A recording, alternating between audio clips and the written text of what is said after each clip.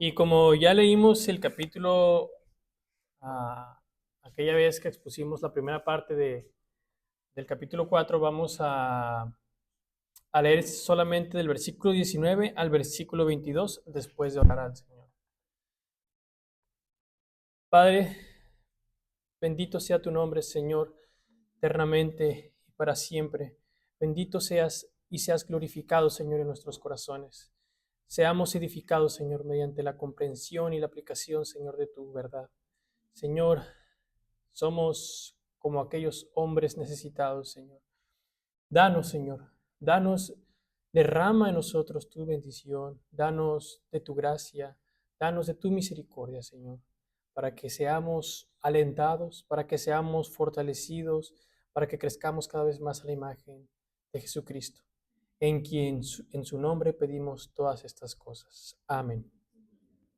Bien, hermanos, vamos a leer el versículo 19 al versículo 22. Dice la palabra del Señor: y su nuera, la mujer de Fines, que estaba encinta, cercana al alumbramiento, oyó el rumor que el arca de Dios había sido tomada. Y muertos su suegro y su marido, se inclinó y dio a luz, porque le sobrevinieron sus dolores de repente. Y al tiempo que moría, le decían las que estaban junto a ella: no tengas temor, porque has dado a luz un hijo. Mas ella no respondió ni se dio por entendida, y llamó al niño Icabod, diciendo: traspasada es la gloria de Israel, por haber sido tomada el arca de Dios, y por la muerte de su suegro y de su marido. Dijo pues: traspasada es la gloria de Israel, porque ha sido tomada el arca de Dios. Pueden tomar sus asientos, hermanos.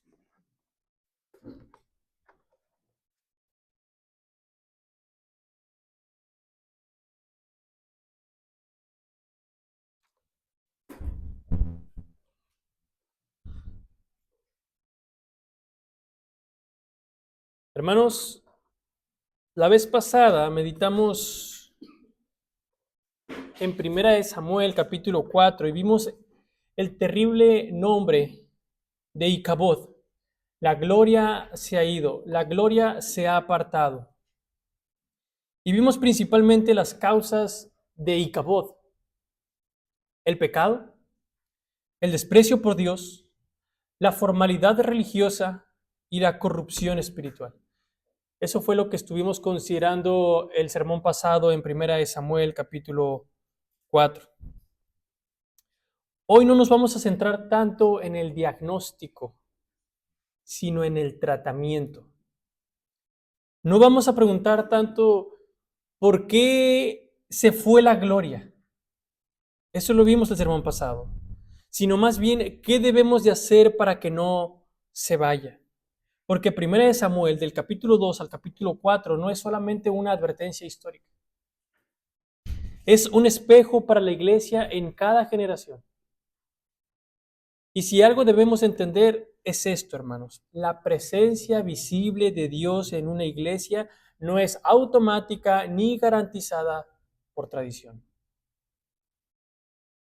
La vez pasada vimos el peligro, hoy veremos las direcciones. La vez pasada vimos el juicio, hoy veremos cómo evitar ese juicio. La vez pasada vimos el Icabod, hoy veremos cómo preservar la gloria. Y quiero que lo escuchemos, hermanos, no pensando en otras iglesias, sino preguntándonos qué pasaría si Dios quitara su palabra de entre nosotros. ¿Qué pasaría si solo quedara la estructura pero sin gloria? Hermanos, esto no es solamente teórico. Esto ha pasado antes, puede pasar otra vez.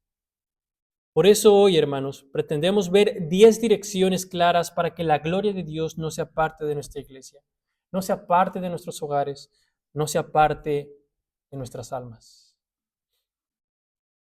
Dios puede juzgar a un pueblo por su desprecio, o podríamos decir por su falta de respeto hacia Él. Y por un tiempo, en ese juicio del Señor, Dios puede quitarle su presencia y sus ordenanzas del Evangelio, de modo que todo lo que quede por decir de ese pueblo sea Icabod, que significa la gloria se ha ido. Eso es exactamente lo que sucede en el libro de de Samuel, en el primer libro de Samuel, capítulo 4. Dios está juzgando a su pueblo por su desprecio, por su falta de respeto hacia Él, y por un tiempo quita su presencia de en medio de ellos y las ordenanzas del Evangelio, así como su palabra, su ley y su sacrificio. Así que lo que se dice al final de este capítulo es Icabod. Icabod. Ese es el nombre que la esposa de Fines le pone a su hijo, que significa ¿dónde está tu gloria? O la gloria se ha ido, incluso la gloria se ha ido al exilio. No solo refiriéndose a la gloria de Dios, hermanos, sino hablando de la gloria de la iglesia. El peso, el tesoro, lo bueno que la iglesia, el pueblo de Dios tiene, que es la presencia de Dios comunicada a nosotros por medio de sus medios ordinarios de gracia. Y el Señor los ha retirado. Eso es lo que aprendemos aquí en el primer libro de Samuel, capítulo 4. Ahora, hermanos, quiero recordarles 5 cosas rápidamente, luego pasar a dar esas 10 directrices que debemos aprender de estos capítulos, principalmente del capítulo 2 al capítulo 4. Vamos a buscar, hermanos, aplicarlo a nuestro contexto y a nuestra vida diaria en este sermón. Primero, recordemos qué significaría que el arca fuera capturada y que Icabod fuera pronunciado sobre el pueblo. Hermanos, ¿qué significaría para ellos y cómo lo aplicamos el día de hoy? Significaría que la palabra de Dios se habría ido completamente.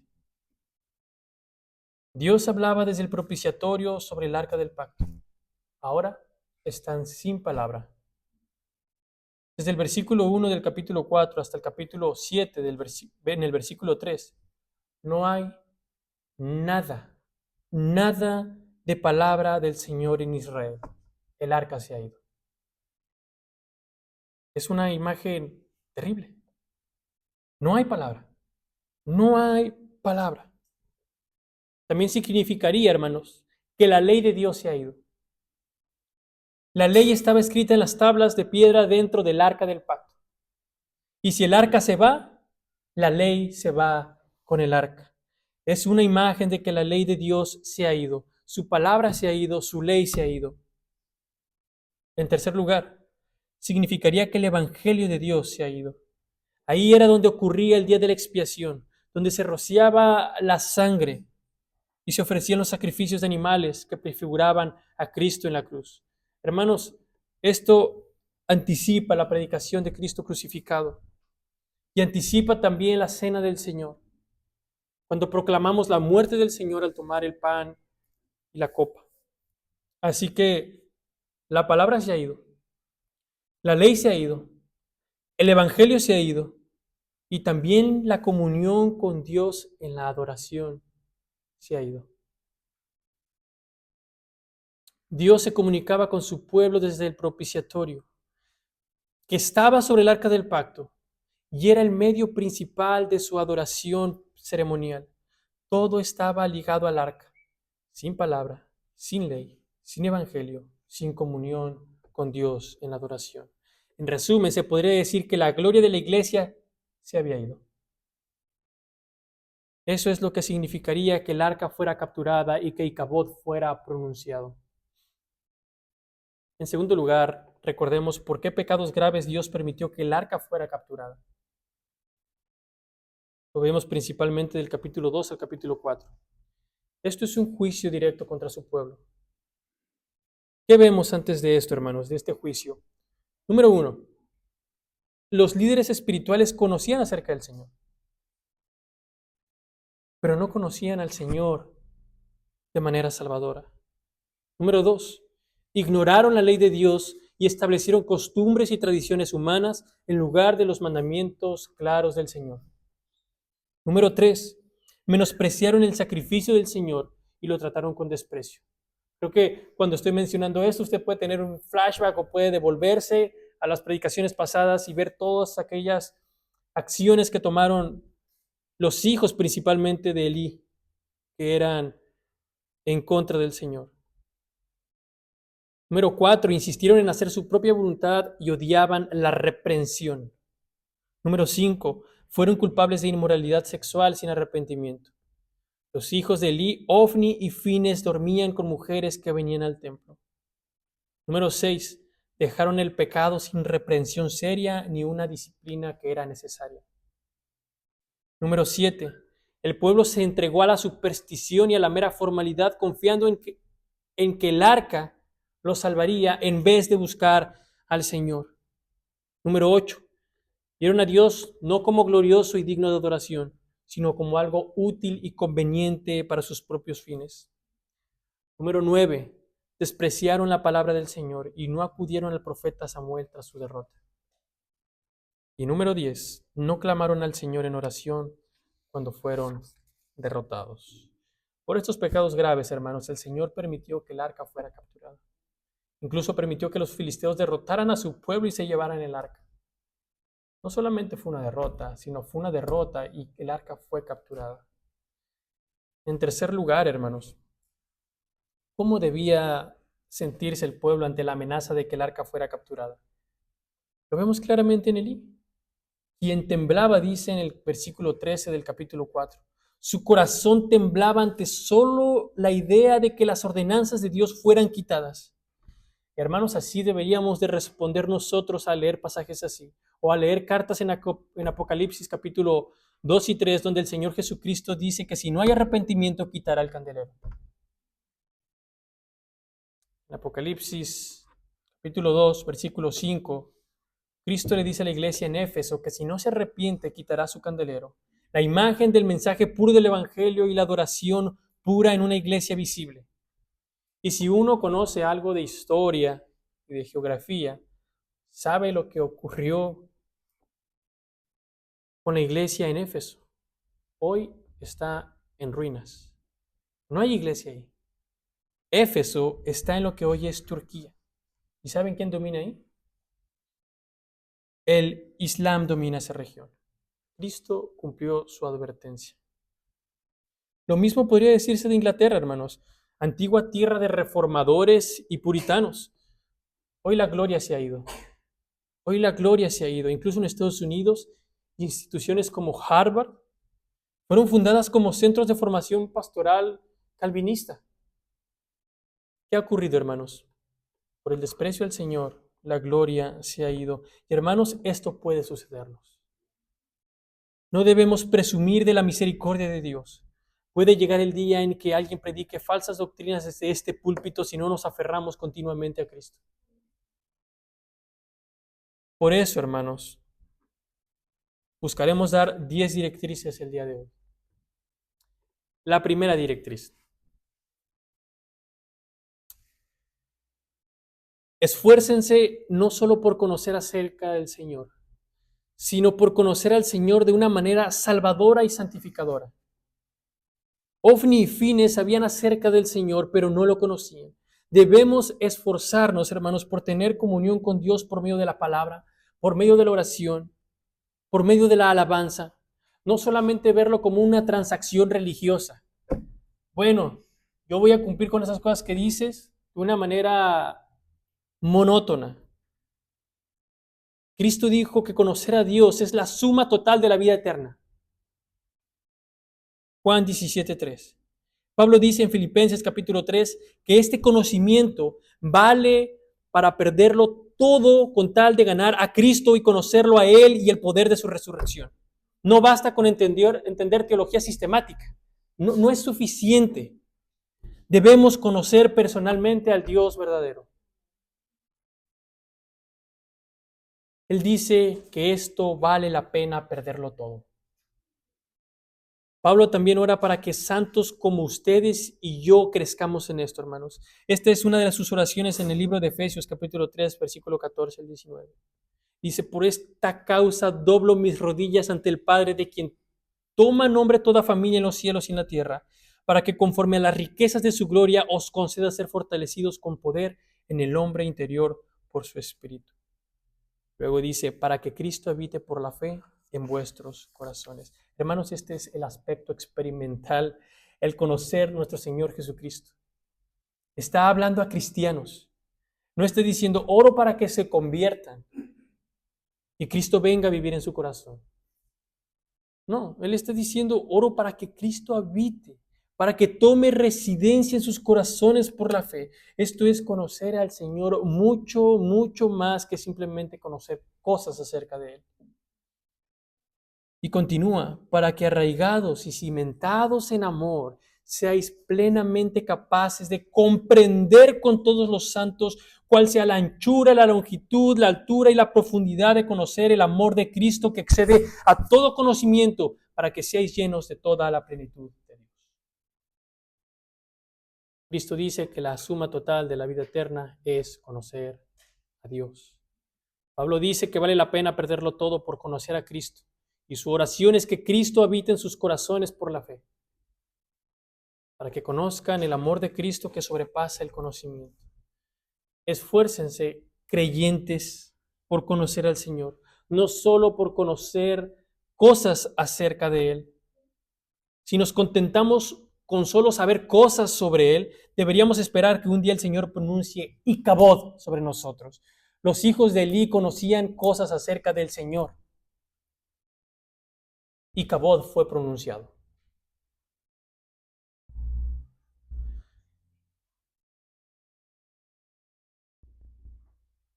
Conocer a Dios personal e íntimamente, realmente conocerlo, es el mayor gozo que un ser humano puede tener. Tener comunión con Dios, quien existe como la Santa Trinidad, el Padre, el Hijo y el Espíritu Santo, es la meta de la vida. Esa es la meta de la vida. La meta de la vida no eres tú, no es tu vida. La vida gira en torno a Dios y no en torno a ti. Conocerlo, disfrutarlo y entonces en automático querremos glorificarlo. ¿Quieres ser feliz? Jóvenes, ¿quieren ser felices? Adultos, ¿quieren ser felices? Entonces esfuércense no solo por conocer acerca del Señor, sino por ir más allá y tener comunión con Él en oración, mediante la lectura de las Escrituras, alabando su nombre a través de estos medios ordinarios. Esfuércense por conocerlo. Esa, hermanos, es la suma total de la vida eterna. Segunda dirección. Si no queremos ver Icabod pronunciado en nuestros días, entonces debemos deleitarnos en nuestro deber de obedecer los mandamientos de Dios en su ley y tener, hermanos, especial cuidado de no establecer tradiciones o costumbres humanas en lugar de los mandamientos del Señor. El pueblo en primer libro de Samuel, del capítulo 2 al capítulo 4, no hizo esto, no lo hizo. Consideraron que los mandamientos de Dios podían ignorarse. Fines y Ofni establecieron tradiciones humanas en lugar de los mandamientos del Señor. Y el resultado fue Icabod.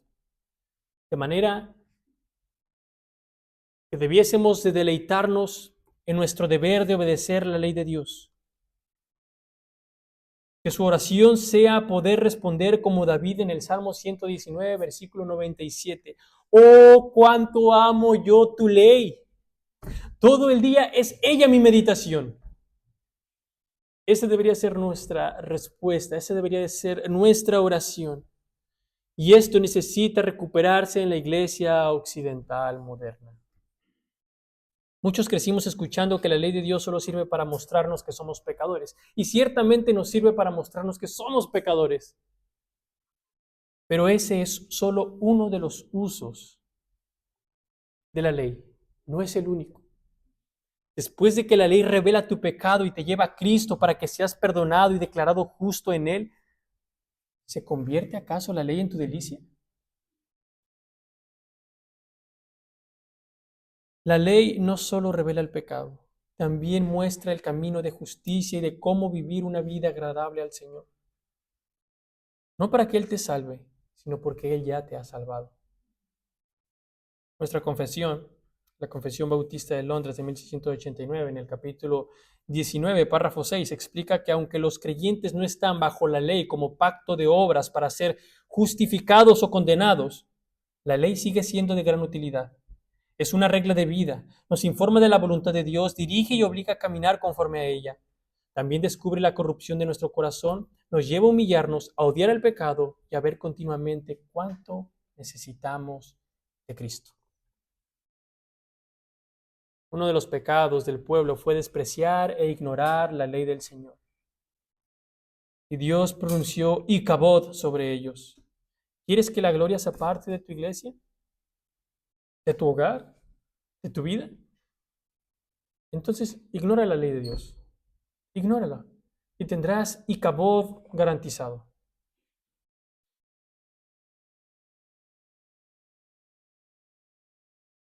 Jesús dijo en el Sermón del Monte, en Mateo capítulo 5, versículo 19, que quien relaje o disminuya uno de los mandamientos más pequeños y enseña a otros a hacer lo mismo será llamado muy pequeño en el reino de los cielos.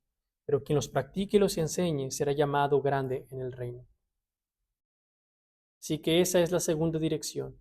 Deleítate en tu deber de obedecer los mandamientos de Dios, no sea que Él los quite de en medio de nosotros. Tercera dirección. Proclama y atesora el sacrificio del Señor Jesucristo. Deleítate en Él. Proclama y atesora el sacrificio del Señor. Los hijos malvados del Li menospreciaron y tuvieron en poco el sacrificio del Señor. Ustedes pueden recordarlo. Nosotros no debemos de hacer lo mismo en nuestros días. Cristo y a Él crucificado debe ser escuchado y creído continua y fielmente conforme se predica.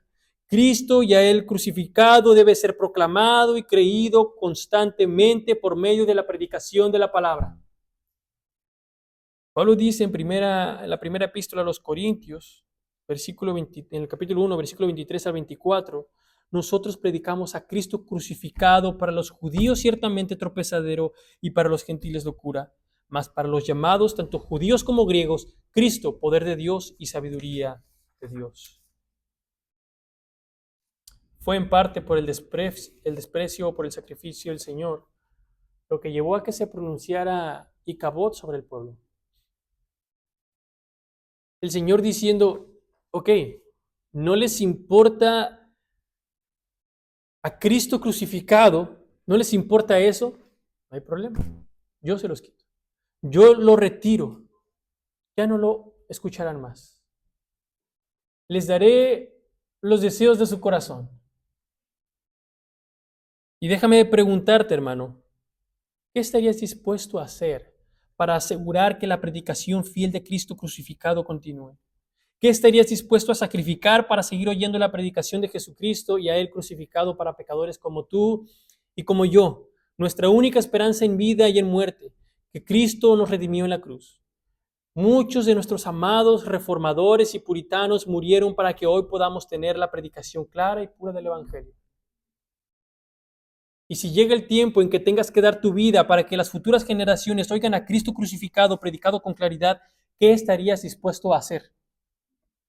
¿Qué estarías dispuesto a dejar? Deberíamos estar dispuestos a morir para que el Evangelio sea predicado claramente a la próxima generación. Deberíamos estar dispuestos a renunciar a lo que sea necesario para que quienes aún no han oído de Cristo puedan oír a Cristo crucificado y poder ser salvos. Ahora bien, Cristo y a Él crucificado también debe ser proclamado y atesorado continuamente por medio de la digna participación de la cena del Señor. No solo la predicación debe centrarse claramente en Cristo crucificado. Pablo nos dice en la primera epístola a los Corintios, en el capítulo 11, versículo 26, que todas las veces que comáis este pan y bebáis esta copa, la muerte del Señor anunciáis hasta que Él venga. Hermanos, tenemos comunión con Dios y unos con otros cuando participamos del pan y de la copa. Si menospreciamos el sacrificio del Señor participando indignamente en la cena del Señor, ¿por qué deberíamos esperar que Él no nos la quite? Si estamos despreciándola, si la estamos tomando indignamente, ¿acaso esperaremos que no retire su cena de entre nosotros?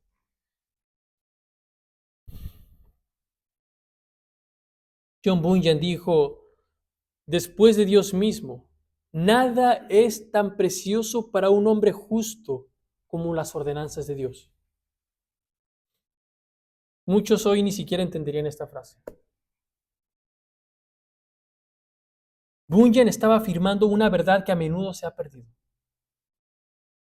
Para el verdadero cristiano, nada es tan querido como los medios ordinarios por los cuales Dios se comunica a nosotros, la predicación, la oración, la cena del Señor.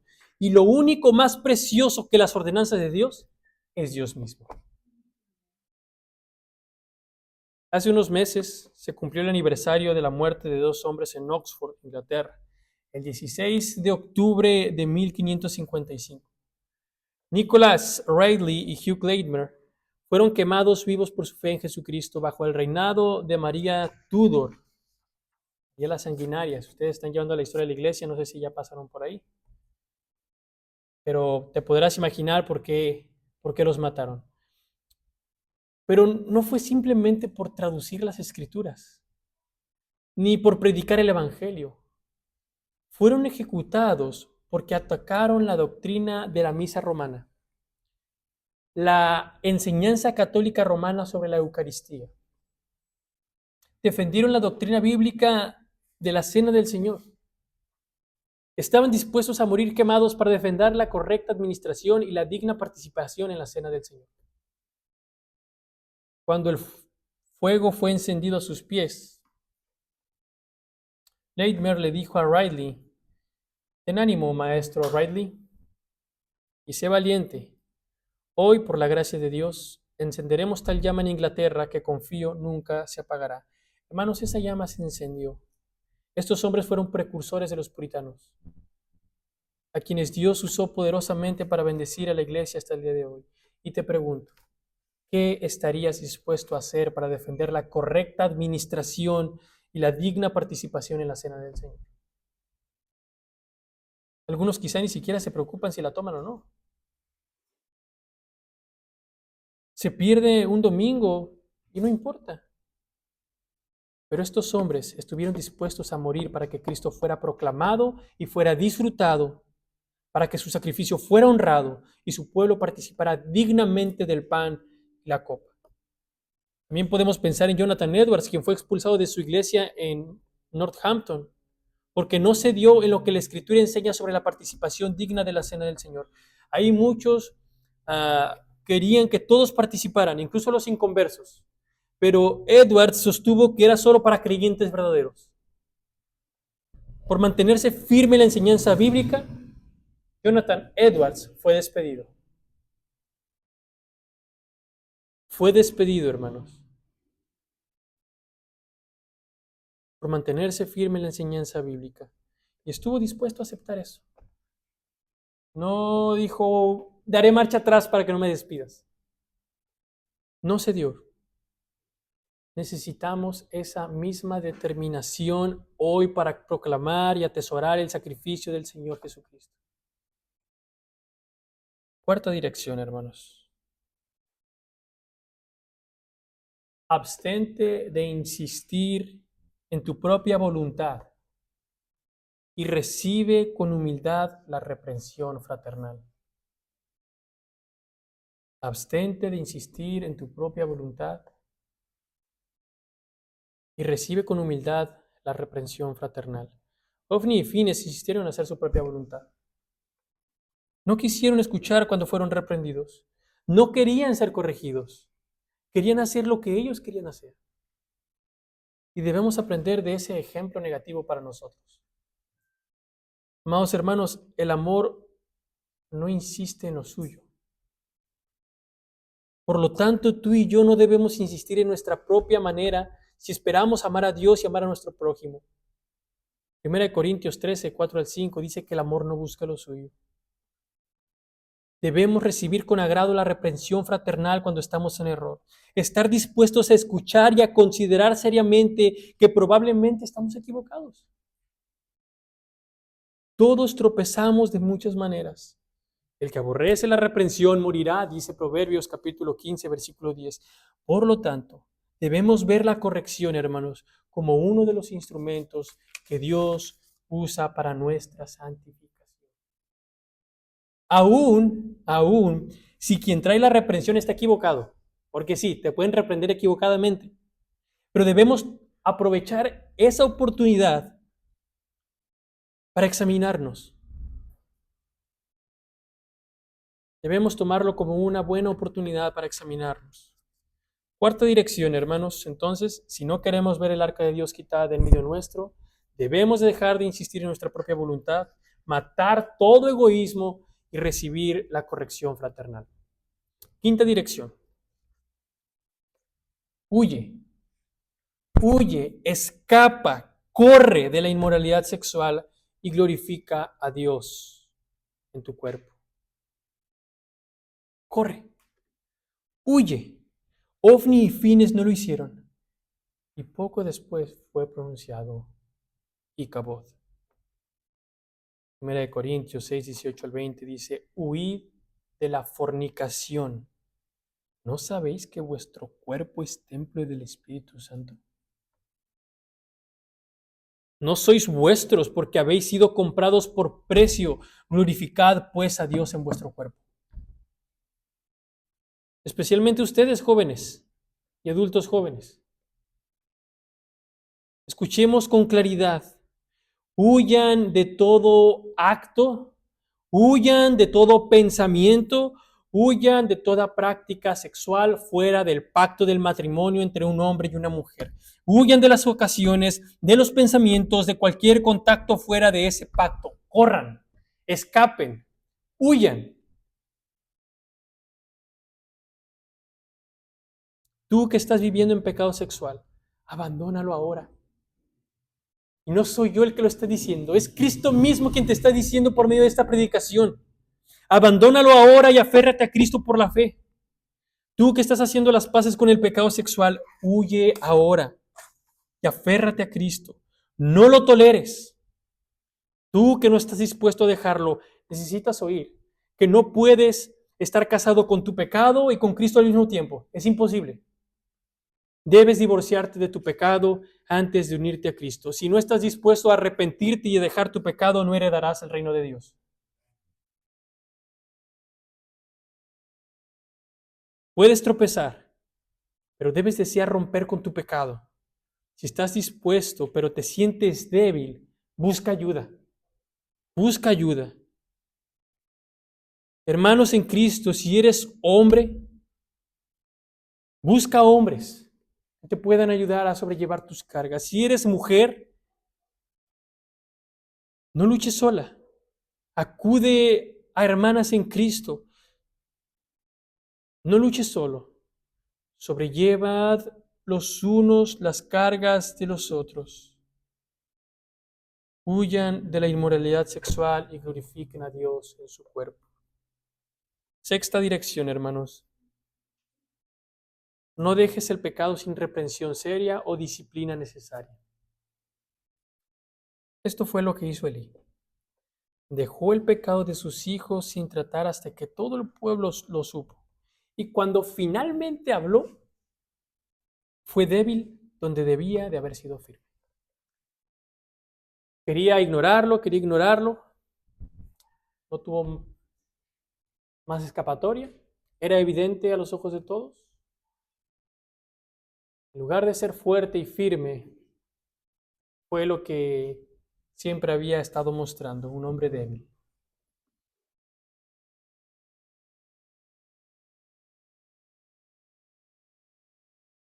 No podemos cerrar los ojos ante el pecado que la Escritura claramente llama pecado. No hablamos de preferencias personales, sino de lo que Dios ha declarado con mucha claridad.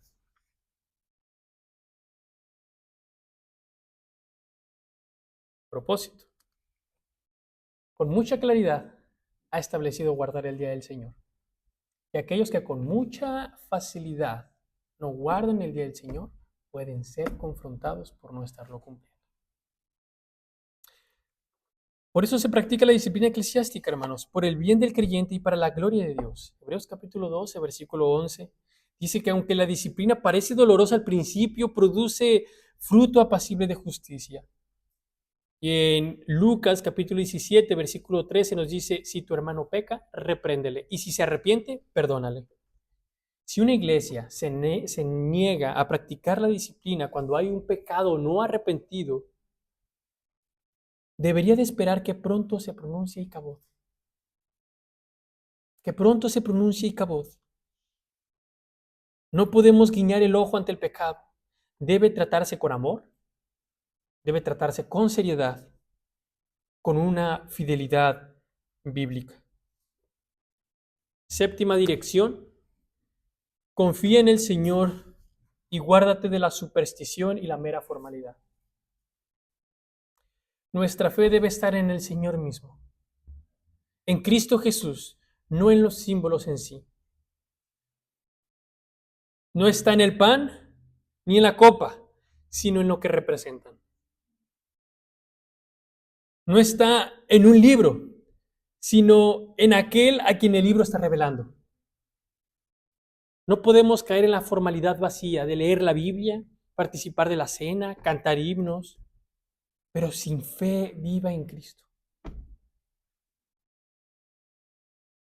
No es cuestión de acumular información en la mente o participar externamente en rituales.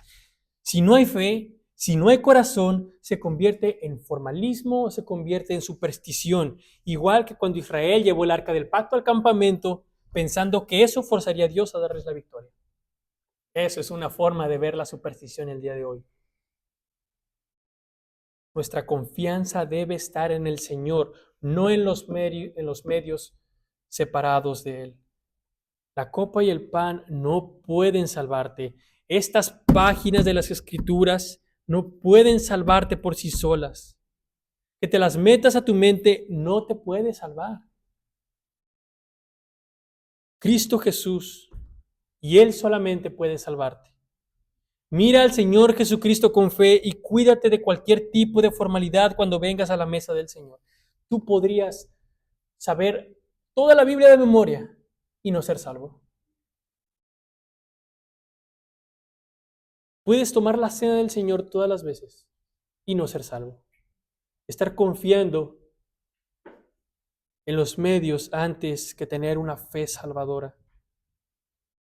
Si al mismo tiempo que tomas el pan y la copa no estás también alimentándote de Cristo en tu corazón por la fe, entonces, hermanos, esto es mera formalidad y superstición. Si no estás pensando en Cristo Jesús y en Él crucificado en la medida de tus posibilidades, confiando en Él, aferrándote a Él, deleitándote en Él, es superstición. Y esos medios no pueden hacer nada. Si solo estás leyendo la palabra para saber acerca de la palabra y no para conocer al Señor de la palabra, entonces es formalidad y superstición. Y tenemos que cuidarnos de eso. En lugar de estarte centrando de si Cristo decía chistes o no decía chistes, creo que hay cosas más importantes en que enfocarnos.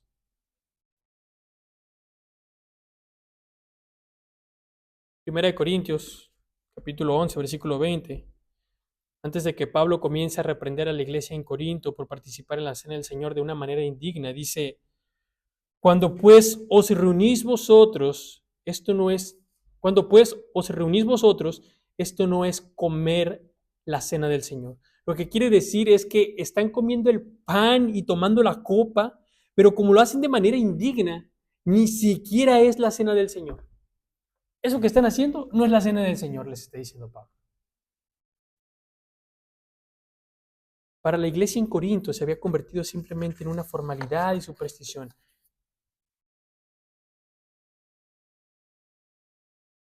Pensar a lo mejor, tenemos que introducir los elementos en nosotros y eso nos ayudará a crecer.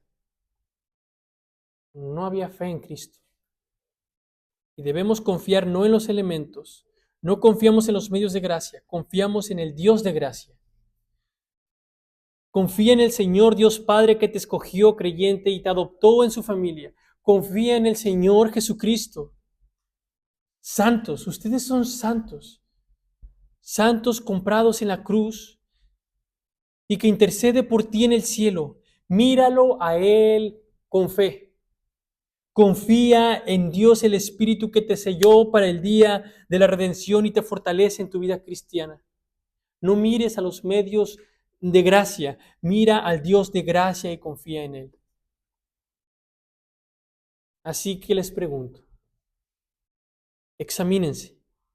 ¿Vas a las Escrituras para tener comunión con el Señor tu Dios ¿O vas a tu Biblia como si fuera una máquina tragamonedas?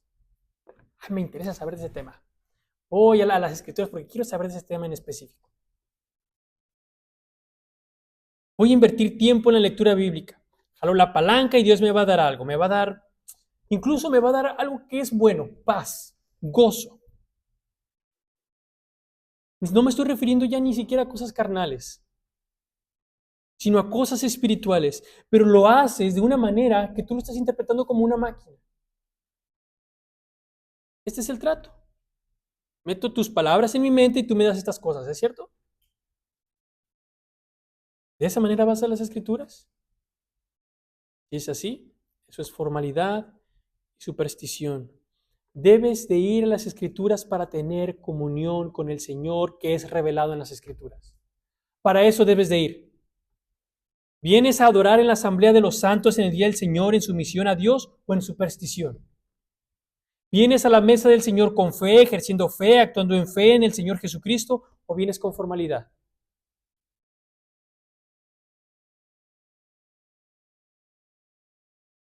No te servirá de nada a menos que vengas con fe.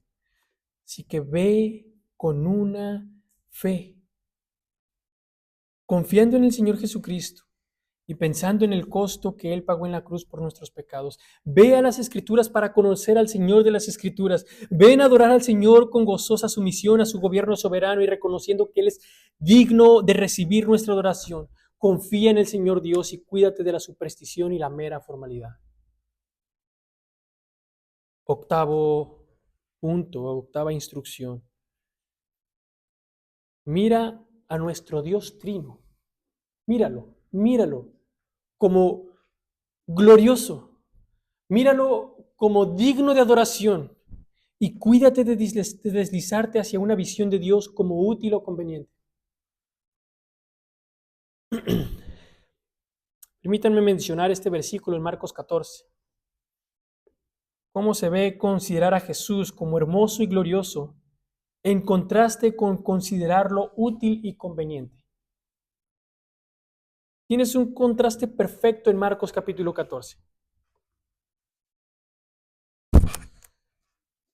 Hacia el final de su vida, Jesús está en Betania.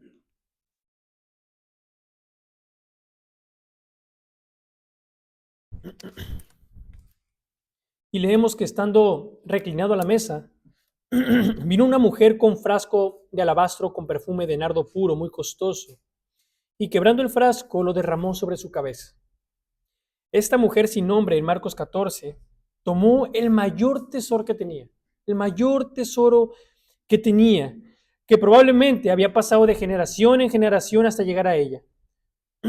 Tomó ese perfume muy, muy costoso, lo quebró para poder ungir al Señor Jesucristo. Así se ve considerar a Cristo hermoso y glorioso.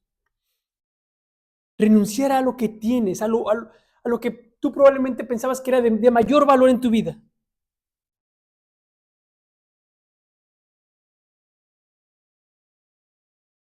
Renunciar a lo que tienes solo para honrarlo. No para que Él te dé algo a cambio, sino simplemente para mostrar tu gratitud, tu alegría, cuán digno es Él de ser adorado, obedecido y disfrutado. Esta mujer está mostrando cómo es mirar a Dios como glorioso, como glorioso. Y al mismo tiempo hay un contraste en este pasaje. ¿Cómo responde Judas Iscariote cuando ve a esta mujer hacer eso? Dice, no creo que haya sido el mejor uso de ese perfume. Podría haberse vendido y el dinero dado a los pobres. Y uno de los evangelistas señala que Judas dijo eso porque estaba a cargo de la bolsa de dinero y quería sacar algo para sí mismo. Ahí está Judas, viendo a Jesús como útil. Judas traicionando a Cristo por 30 piezas de plata porque le eran más útil obtener esas 30 piezas de plata que tener al Hijo de Dios crucificado y resucitado como su Salvador. Pero la mujer dio todo lo que tenía para derramarlo sobre su cabeza. Eso es ver a Cristo como glorioso. Ahora, ¿cómo miras tú a Cristo? principalmente como útil o principalmente como hermoso. Creyentes e incrédulos necesitan saber que no hay nadie ni nada tan glorioso y majestuoso como el Señor Jesucristo. Él es la hermosura. No lo mires como útil. Jesús no es simplemente alguien que ayuda. Jesús no es un asistente. No vino al mundo para ayudarte a vivir una vida mejor. No es un entrenador. Jesús es el juez y salvador infinitamente hermoso que vino a la tierra para salvar a pecadores como tú y como yo. Él es glorioso. Él es glorioso. Cristo transforma pecadores en santos para que podamos, ¿qué? Vivir una vida mejor. No, glorificarlo y disfrutarlo para siempre. Él es hermoso. ¿Y saben qué? Sí, al mismo tiempo eso es vivir una vida mejor. Noveno, instrucción.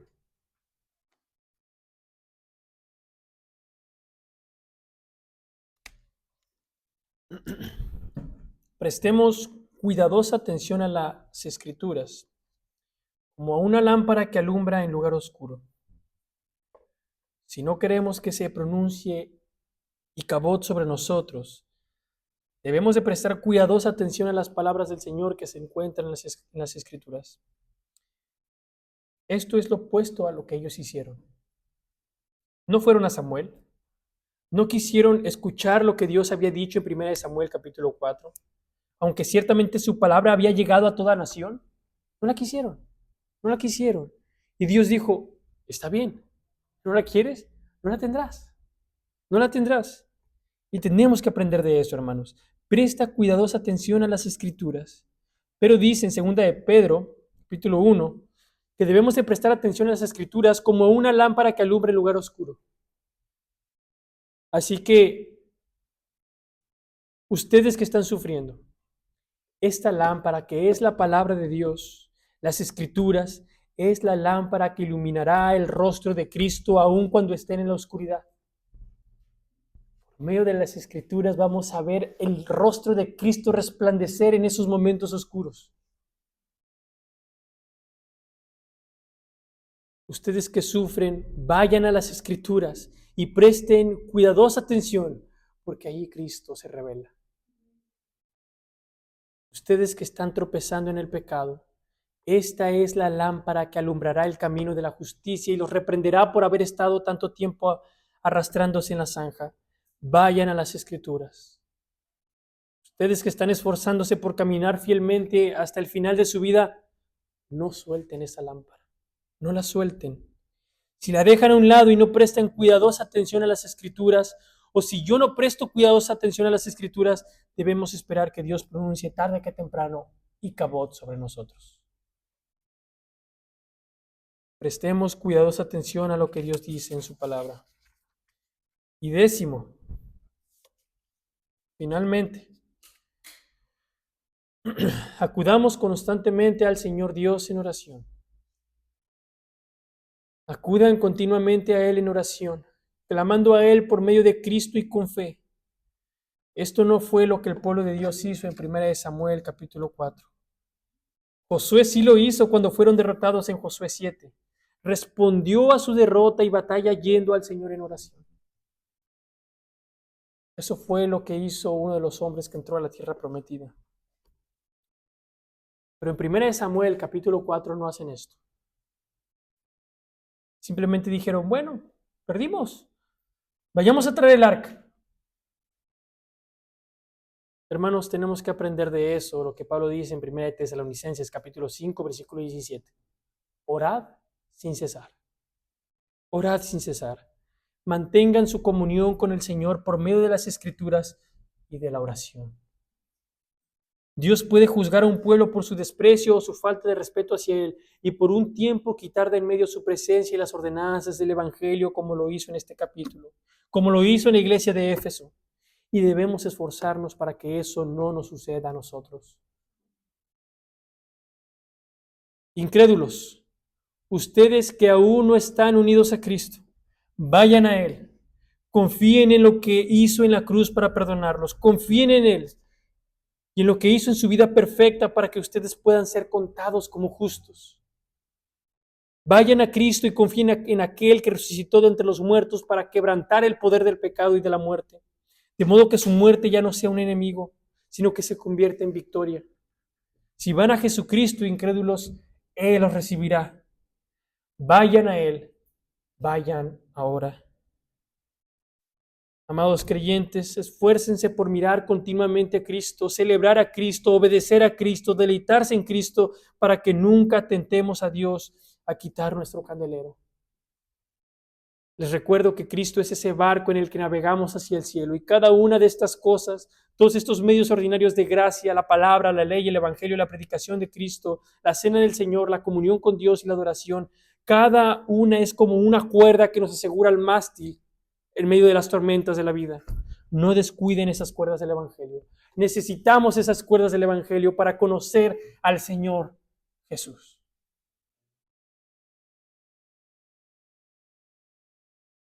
Amados hermanos, estas han sido las directrices, las instrucciones que podemos hacer para que la gloria del Señor no se vaya. Vayan conmigo en oración al Señor.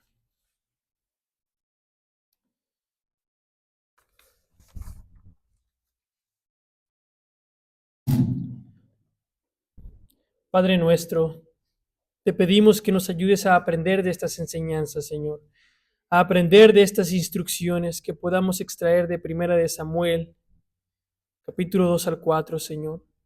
Te pedimos que nos preserves, Padre. Ayúdanos a acudir constantemente a Cristo Jesús con fe. Ayúdanos a clamar a ti en oración. Haz que prestemos cuidadosa atención a las Escrituras como una lámpara que alumbra el lugar oscuro, Señor. Haz que en nuestras vidas te miremos continuamente como glorioso y digno de nuestra adoración y que nunca caigamos en verte como útil o conveniente, Señor. Capacítanos para confiar en ti y para estar en guardia contra la falsa enseñanza, para estar en guardia contra la formalidad y la superstición, Señor.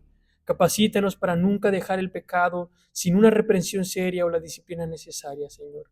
Ayúdanos a todos a huir de la inmoralidad sexual y a glorificarte con nuestros cuerpos. Haz que estemos tan llenos de amor por ti, de amor por nuestro prójimo, que no insistamos en nuestro propio camino y que recibamos la represión fraterna, Señor. Capacítanos, Padre, para proclamar y atesorar el sacrificio de nuestro Señor Jesucristo y a Él crucificado, tanto en la predicación de la palabra como en la cena del Señor. Ayúdanos también, Señor, como David, a deleitarnos en tu ley, a meditar en ella de día y de noche. Padre, haz que nosotros, tu pueblo, nos deleitemos en el deber de obedecer tus mandamientos. Ayúdanos, Señor. Clamamos a ti. Queremos conocerte. Capacítanos por tu Espíritu para seguir adelante en conocerte, porque esta es nuestra vida. Esta es la vida eterna, que te conozcamos a ti y a Jesucristo a quien has enviado, Señor. Ayúdanos a conocer tu amor que sobrepasa todo conocimiento y a ser llenos de tu plenitud, Señor. Ayúdanos como Pablo a considerar todo lo demás como basura en comparación con el incomparable valor de conocer a Jesucristo como nuestro Señor. Todas estas cosas no podemos hacerlas por nosotros mismos. Así que necesitamos que tú las hagas en nosotros y por medio de nosotros.